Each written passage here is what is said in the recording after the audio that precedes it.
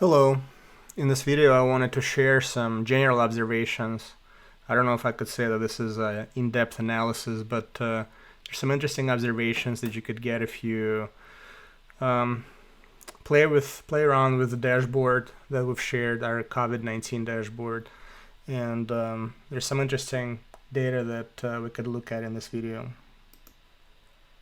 If you open the dashboard, the first thing you will notice that where we have it filtered to US, you could clear the filter out to see the other countries, but since I live in US, that's my #1 priority. And the first thing you will notice that this big red box at the top, which is the status of where we are as of today in terms of growth containment rate of the coronavirus. So you could see that the way we calculate it is not ideal. What we do is we're trying to smooth out the average percentage growth or decrease over the last 5 days. So on average, you could see that we in US, the cases grew at the rate of 13%. The way we have it configured is if it's growing at a negative rate or if at 0, then we would color it green. Anything from 0 to 10% average would be yellow, and then anything above 10% is red. So right now you could see that we're red. However, you could see that if you look at the states, you will see that there is a couple of you'll see some yellow spots, some green spots, and when you look at the map, you can also see some yellow spots. That's actually a little bit better than it was a few days ago. So if I drill into the March 26th, just a few days ago, you see that primarily everything is in red. So this leads me to believe that the social distancing is starting to work, at least somewhat. So let's clear out the filter, go back to today, and let's take a look at the top 5 states and see what's happening there. So let's click on New York. And in New York, we see that there was 7,000 cases that I guess we're 1 day behind, so these are the yesterday's and today's data. Yesterday's data. So as of I think 7:00 p.m. on Sunday, this was the count. And if you look at the blue line here, this is the new cases, and the you should look on the left side to see the scale. So you see that it goes from 0 to 5,000, and it's trending roughly. If you mouse over, you could see that since March 26th, it's been trending roughly at 7,000, 7,500 cases a day. So again, these are crazy numbers, high numbers, but that's bad news. The good news is it's somewhat stabilized. The better way, at least in my opinion, to understand the trends is to look at the yellow line here. So yellow line is that smoothing line that allows us to take a running average of the growth rate, and that helps us understand a little bit better what's happening. So you see this flat line for New York starting roughly on March 24th. So roughly for about a week now, things are not increasing. The rate of new cases is not increasing, which I guess is the effect of the social distancing. To contrast it, let's take a look at Colorado. So you can see there is a lot of volatility. Cases go up, down, go up, down. But that's why having this, so the blue line kind of tells us the counts, daily counts. And it's useful, but it's actually the yellow line here that tells us that overall in Colorado, since about March 23rd, there has been an increase, sort of decrease in cases, in growth of cases. So Colorado is in green, and they only had 4 cases yesterday or today. So that was good news for Colorado, unfortunately. So New York, again, we see that on average is growing at only 7%. Still 7% is still, we're looking at 7,000 new cases per day, and up to 66 confirmed cases, 1,200 deaths. Again, crazy, sad numbers, but if you look at New Jersey is looking not so hot right now, so it's actually been growing quite rapidly. And you see, it's okay if this line is kind of flat, but it's closer to 0. In this case, this line is kind of flat, but it's closer to 100, so it's been growing on average at 50%. That's very, very high growth rate. So hopefully things will get stabilizing in New Jersey soon. And the third one is California. So California has been trending at 36%. Not very good. You could see that for several days cases were dropping, and then last several days cases were growing, and that's reflected here. So they were at a negative rate, at 7% rate on March 28th, and then they went from 7% average rate to 36%. Then we can look at Michigan. Michigan grew by 1,000 cases. On average, they're still kind of staying below 1,000 cases here, and they are kind of curving down a little bit. So again, it's too early to say what's happening in Michigan. Massachusetts, actually, you could see that the yellow line's trending down. So things were growing fast, but then for the last several days, things are starting to come down. So hopefully things are starting to stabilize in Massachusetts. Florida is an interesting one. So we heard about all the New Yorkers leaving New York and going to Florida, and that's responsible for this recent uptick, right? So Florida, for example, here we're at 38% on average, and now they shot up to 60%. And then in Illinois, we had a big spike yesterday of 1,100 cases, and then today it came down to 460. So hopefully this trend will continue. Again, I will have the link down in the description below, so you can click on the link and explore this dashboard on your own. So this is just kind of my quick analysis of what's happening here. The other piece I wanted to talk about is mortality rate. So overall, looks like overall mortality rate in US right now is at 1.84%. We will look into mortality rate across multiple countries in a little bit, but if you look at the distribution of mortality rate by state, so Washington State has 4%, and then Louisiana has 4.6%. So those are some of the highest mortality rate in the states. One thing about mortality rate is I just wanted to talk about it briefly. So let's take a look at New York. So in New York, and you can mouse over any chart to get this useful tooltip that has a lot of information on there.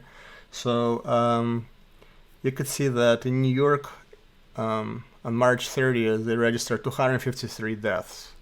So one of the things we would like to add to this dashboard is come up with better analysis of mortality. So when we calculate mortality rate right now, we're dividing all of the deaths thus far with all of the confirmed cases. However, given the rapid growth of cases, sometimes these ratios can get out of whack a little bit. So if you think about it, let's say it takes a week for somebody who gets sick to pass. So when we're looking at 253 deaths, in reality, we probably should be looking at how many sick people were a week ago. So a week ago, on March 23rd, there were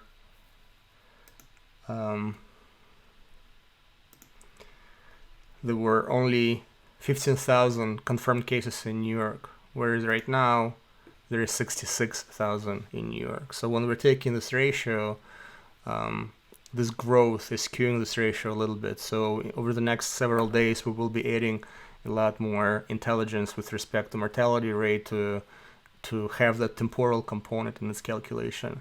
The other thing you're going to be seeing in this dashboard over the next couple of days is ability to drill down from the state level to the county level.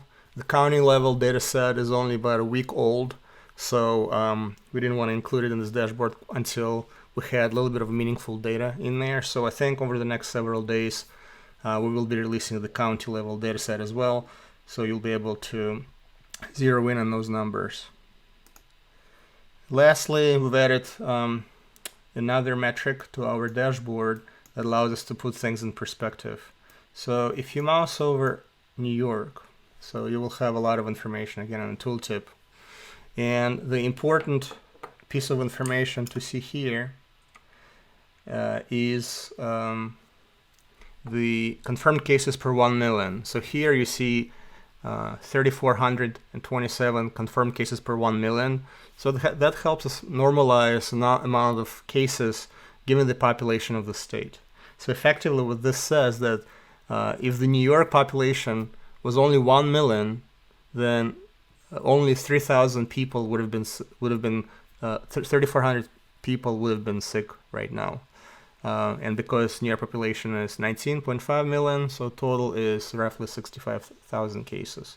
So that is a huge number, much bigger number than any other state. So to put things in perspective, in Ohio, we have 165 confirmed cases per million. So in New York, 3,400 versus Ohio, 165, right?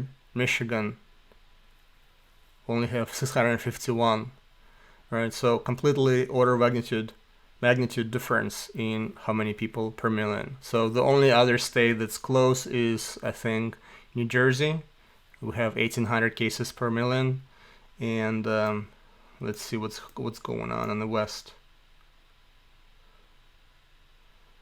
So in California, we have only 181 cases per million, and then in Washington, we only have 646. So this kind of when the president and the task force talk about New York being the hotspot, this really puts things in the perspective. So even, like in Florida, we have 255. So everywhere else, we're talking about several hundred cases per 1 million of population. And you go to New York, you have 3,400, right? So 20x compared to other states. So that's a huge difference there. So it's truly is a hotbed right now of where these things are happening. And also think about that. This is all happening in only a couple of counties. So once we add the county level information, we have the population by counties as well. I mean, I'm afraid to even imagine what those numbers will look like. I assume that there's some counties where this number is going to be very, very high. Next, I want to take a look at what's happening worldwide. So let me clear out the US filter. And we see that US is in red, Italy is in green. So in Italy, the number of new cases is shrinking, and we can see that on the yellow line here. We also see the cases shrinking in Spain. That's awesome. Germany is in yellow, so it's they had a big spike here over the last several days, but cases have come down. France, unfortunately, is still in red. Iran, you could see that cases were pretty low, and then they started to grow back again. UK is growing at 14%. Again, pretty troubling. Netherlands, things seem to be working well. It's only growing at 2%, so I would call it stabilized. And so is Switzerland. So Switzerland, we'll talk a little bit about that. There's some amazing insight in Switzerland I'll talk about later. But things like it seems like things are stabilized. So again, now you guys will be able to log in. I mean, not log in, go to the link below in the description and play with all these numbers. All you need to do is just tap here, and you could search by whatever country you want to see, and then clear out the filter.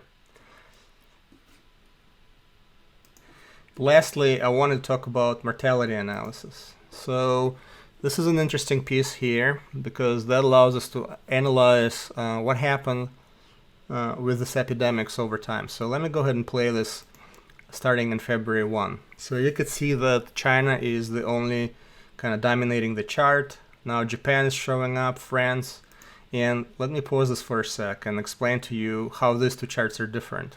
So on this chart, in the y-axis, we're showing mortality rate. The size of the bubble is number of cases, and the x-axis is number of confirmed cases. On the right chart, however, we still have mortality rate and the size of the bubble the same. However, the x-axis is number of confirmed cases per 1 million.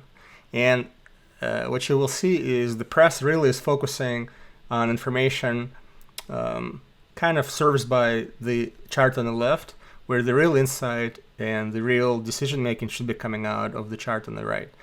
And I will explain it in just a bit. So let's let it play until we get some time into the March. So you could see that South Korea showed up, and then you could see that its mortality rate stayed pretty low for a while. You could see that Iran mortality rate is hovering around 5-6%.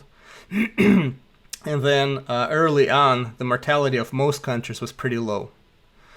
China, I don't know if we should be talking about China because it's hard to say how accurate those numbers are because it's acting as an outlier in from many perspectives here. So let's keep playing it again.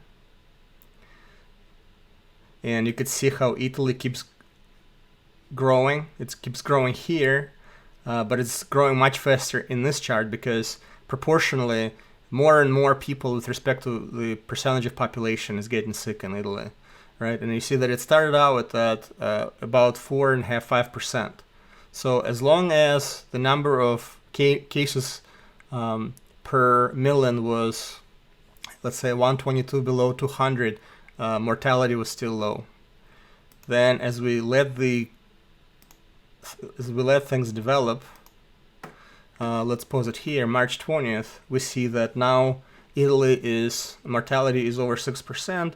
But what's interesting is we still have Iran that has exactly the same number of cases per 1 million as Italy, but has much lower mortality. Then you have all these countries here. It's still early in the process. They have very few cases. You see the bubbles are small, so it's hard to draw any conclusions. Again, you could see how this chart is so much better than this one on the left, because this chart is just crowded and really is not telling us anything valuable. So Italy, has the same mortality rate, but it's very difficult to put it in context. Where here I can compare Italy and Iran because they really should be in the same situation in terms of number of sick people per million of population, but drastically different mortality rates, which is interesting because you would assume that Italy should have a much better medical system than Iran. So let's let it play till the end, and you could see how US is starting to dominate this chart, and now we're back. Ignore this number. We're basically now in yesterday. So let's take a look at what we see. So according to this chart, US has the largest number of cases, and that's troubling. But if you put things in perspective, US is over here. So given the population, the size of the population, US on average has about 489, let's say 500 cases per million. So you could see there's several clusters here. We have Italy and Spain. Italy at 11.34% mortality rate, and almost, so it's in this range here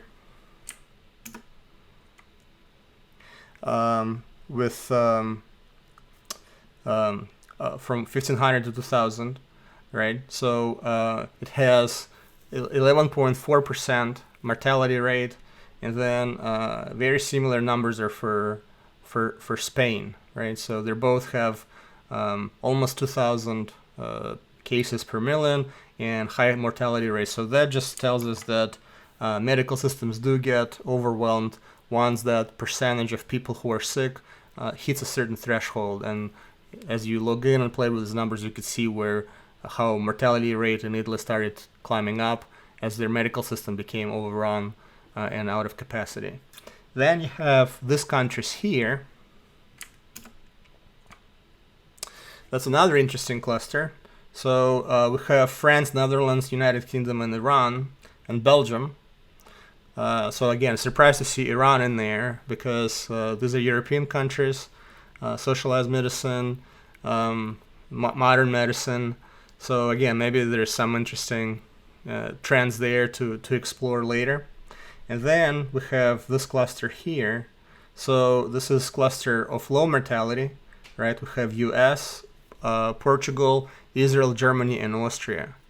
And these are the countries with fairly high concentration of cases per million of population, but they still manage to have low mortality. So again, as time go by, that'll be an interesting data point to explore why these countries are able to have that low level of mortality, how much of it has to do with the quality of medicine, how much of it has to do with climate, pollution, and other factors. The country that I think is the most amazing is Switzerland. So if you look into Switzerland, Spain, and Italy, you see that all of them kind of live in this area here of 1,500 plus cases per million. What's amazing is where Italy and Spain have extremely high mortality level of 11 and 9%, Switzerland at the same level of number of sick people per million are able to maintain 2.25 level of mortality. That's remarkable. So I'm crossing my fingers and hoping that none of these other countries have to move into this territory where you have so many sick people in percentage of population. But again, these are the three these three data points, these three countries that kind of give us an insight of what might happen if the rate of disease is not contained, right? So you're hoping to kind of end up somewhere like Switzerland. So we still have ways to go to get there, and hopefully we'll never get there. But it's kind of scary to see if this cluster here does not contain its progress of rate of growth of disease. If this cluster here moves into this category and kind of ends up with this mortality rate, that's a very, very scary prospect. So I'm hoping that all the social distances and all the things that they put in place, will hold the progress of the disease as quickly as possible, and we will never reach kind of this heights here that we see from Italy and Spain. So this video turned out to be a little longer than I was hoping. Thank you for your interest. Come again in a couple of days where we will have a lot more other metrics and insight added to this dashboard. You can watch the video at the link here. We changed this dashboard daily, so this video on how to use this dashboard is probably a little bit out of date, but it'll get you an idea of how to use it if you don't know Power BI, if you don't know how to work with dashboards. Thank you, stay safe, and I'll talk to you later. Bye.